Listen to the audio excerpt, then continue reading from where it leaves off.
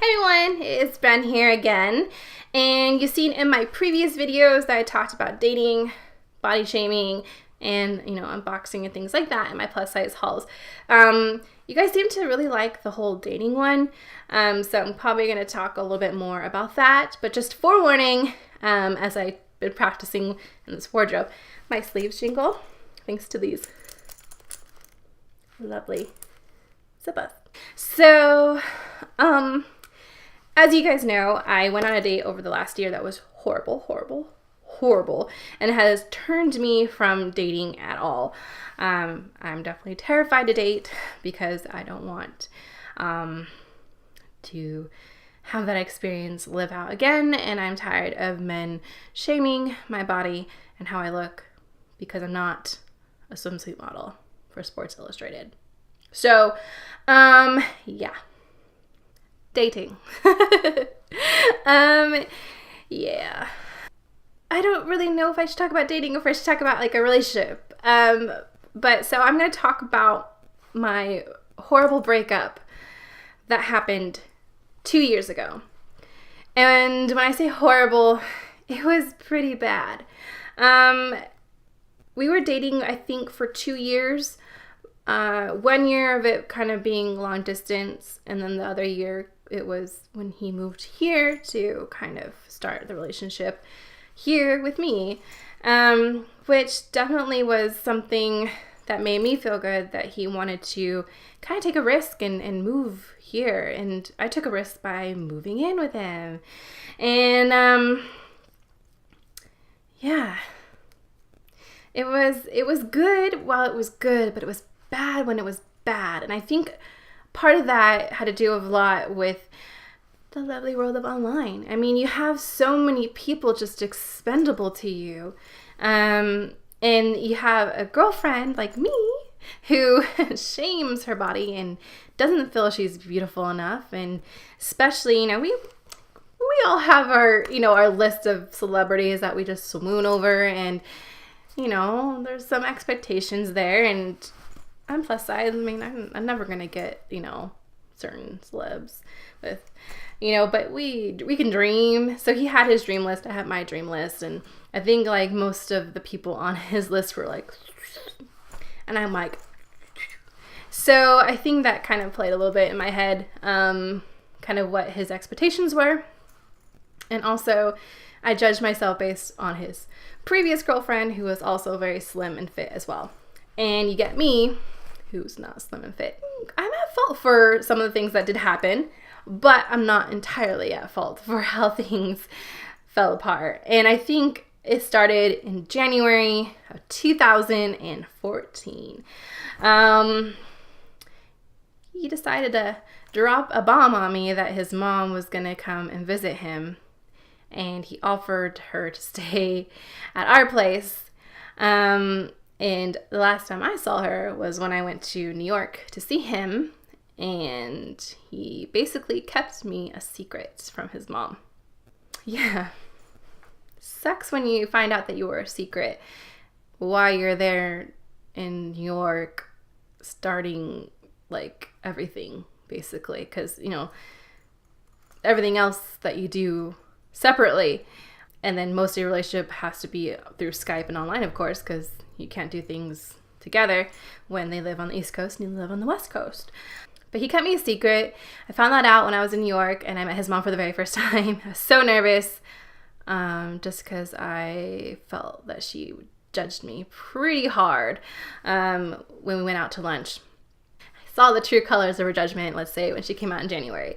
So basically she crashed on our couch in our one-bedroom apartment, and she would make subtle hints that I wasn't taking care of her son.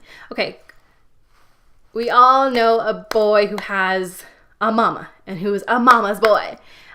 I didn't know he was a mama's boy because he said a lot of things bad about his mom. And I find out that he is definitely a mama's boy, and that is her little boy. So she's going to do everything she's going to do for him. Cool, whatever. But for you to go, my mom and I was so nervous. My mom she's like, it's going to be okay. I was so nervous that she was coming here. that we went to Costco, we bought all this food. Granted, I'm the only person making money to sustain us in our 1-bedroom apartment in California, I mind you. He wasn't working. He worked seasonal and then didn't have a job. So I was providing everything for that home. My mom was so kind enough to rush me to Costco to buy stuff to fill our fridge and our cabinets with food because we had very limited income to buy groceries, just so we had food for her and so I could entertain dinner for her. So yeah, I come home after a long day of work to see that all the food that I bought has been pushed to the end of the refrigerator and freezer, and she has now bought her own groceries for the thing.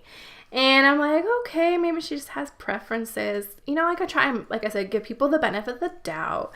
And then I see new bar stools, new furnishings. And I'm like, there's a little more going on. So she makes dinner. She's like, oh, I make this dinner for my son every night just about. He loves, this is his favorite meal. Huh, honey, this is a good dinner. This is a good dinner. And I'm like, are you like, I get that you're the mom and I get that you made us dinner and you made his special dinner, but this is a little weird. And then it turned into little hints about my weight. And that happened when I came home again, because she was with us for a whole week. I came home again, and she was like, oh, you should really eat pineapple and cottage cheese in the morning. You'll lose weight. Going back to my whole body shaming video, when people say things, you know, I was like, oh, people say things and they don't think it's bullying or indirectly, like they're not trying to hurt you. She was trying to hurt me. There's people that just deliberately just don't care, and she is a Jersey woman, so you know that she is throwing shade at you. And of course she was throwing shade at me, so I knew it. She called me out. She said I was fat. Got it. I got it. You call me fat. Perfect.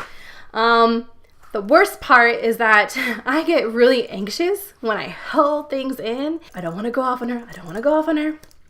So what do? I bolt it. I have to leave. I have to get out. Grab my phone, call my mom.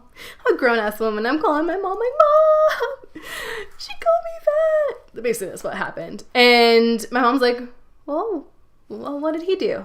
What did your boyfriend do? And I'm like, he didn't say anything. He just let her call me fat. He didn't say anything. She's like, what? He didn't say anything? I'm like, no. And that's when it hit me. That was like the very first mark of, this is not going to end well. This is going to be horrible. And yeah, I was like pacing around the apartment complex. Like, Mom, can you come get me? I need you. I just need to get out of here. And he comes and finds me. He's like, what's wrong? You just like left and my mom doesn't know what's going on with you. And I'm like, your mom doesn't know what's going on with me? Your mom just called me fat. She called me fat, basically, and keeps telling me little hints. That was like the last straw. She just kept dropping hints here and there. But that was the last straw, and I took it offensively, of course, because she has been digging the whole weight thing the whole time she's been here. And he was like, she didn't mean it that way. My mom didn't mean it that way. So my mom came, got me. We ended up having like a family emergency anyway, so it was kind of perfect that it worked out that way. Granted, the emergency part wasn't perfect. It gets better. So I have to continue to entertain his mom while she's here and put a smile on my face and act like I'm having the best time ever. So she leaves and gives conversation time with the boy. Why didn't you defend me? I don't know. I didn't think you needed my defending. I don't think what she said was trying to be offensive. Your mom said if I had cottage cheese and pineapple every morning, I would lose weight. So, yeah, that conversation really didn't go anywhere, and he just basically just didn't care. Which, of course, made me not a happy girlfriend. From there, comes Valentine's Day. Our very first Valentine's Day together in the same place. Still no job.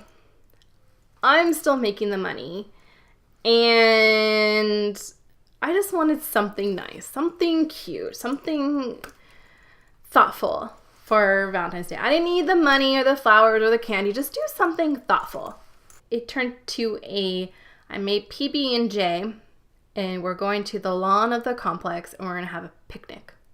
We went to like the lawn of the complex that looks into other people's windows. So that started another thing. It's just like, obviously the romance wasn't there. I was still a little upset with him. I didn't forgive him yet for what he did, which then kind of causes a rift between us, and we kind of separate from each other. I've always taken a stand that if a man ever put his hands on me and integrate, even if it's just like a push, a nudge, whatever, in the heat of an argument, just walk away. Don't touch. If a guy touches me in a heat of argument, it's a no. I have to like step away, and I have to end it, and it has to be done. I couldn't be around him because I was so shocked that he laid a hand on me. I don't think my brothers know that, and if they watch this, they're gonna find out now that my ex laid a hand on me. I think the only person that knew that was my mom. I told her don't tell my brothers because it would be bad news. So that happened, and then the last thing happened. The whole online thing. He was a part of this community in which he has easy access to people, and those people he talks to all the time. I started to notice a trend, of course, when the forgiving part happens and the conversations start happening, but we were still kind of drifted. He wasn't coming to bed. I'd wake up and he wasn't there. I'd wake up at 3 a.m. because I would toss and turn, I do the whole arm thing. And I'm like, where do you go? Where do you go? So I'd wake up and I'd look and he'd be, I'm like, what are you doing? He's like, nothing. I'm like, what are you doing? And I'm just looking at stuff, peek my head around to try and see what's going on. And the computer goes, whoosh. And I'm like, something's going on. Because you don't hide your screen unless something's going on. And I think one time, of course, I think every girl is guilty of doing this. So don't say you don't do this. I think every girl is guilty. I grabbed his phone when he was using the restroom one time. I found some text messages from girls. Yay! So yeah, being cheated on. Awesome. Even though it may not be in a physical sense, but you're talking to other women in a romantic, flirty way. You've already done the 3 no-nos. You didn't defend me when somebody attacked me personally. You laid a hand on me, and now you're cheating on me. So, obviously, I haven't really talked about this person in quite some time because I feel really heated talking about them. It was a weird situation because I had to figure out a way to move him back to the East Coast, which meant I needed him to talk to his mom. And he didn't want to talk to his mom because he didn't want to take the fact that we were over. We broke up, I think, like beginning of March, and which was perfect timing because I think our lease was up the end of that month. And I was having some like health issues. I wasn't feeling really good. I ended up having to be admitted to the hospital for surgery while we were broken up.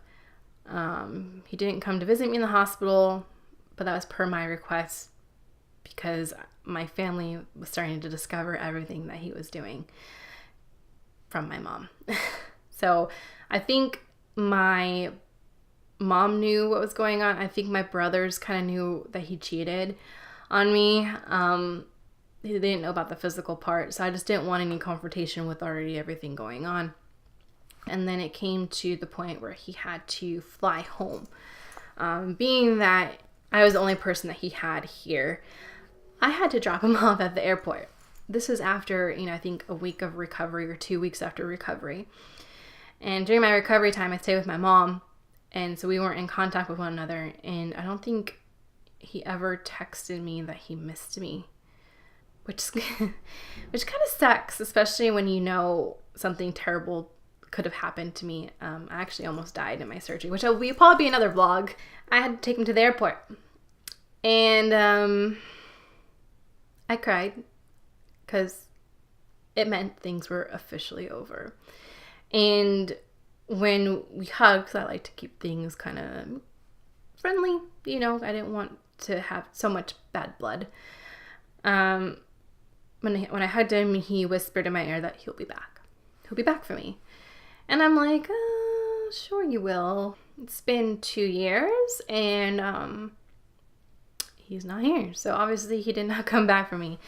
I literally cried. I think I worked that day too. I excused myself in the morning to take him. I was so emotional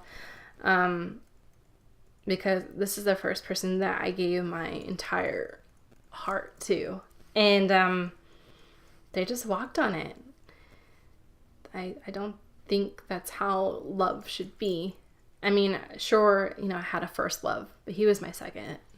It just sucks to be cheated on like that, you know, and all the other things that went along with it. So this is such a long video. Hope you guys like my vlogs.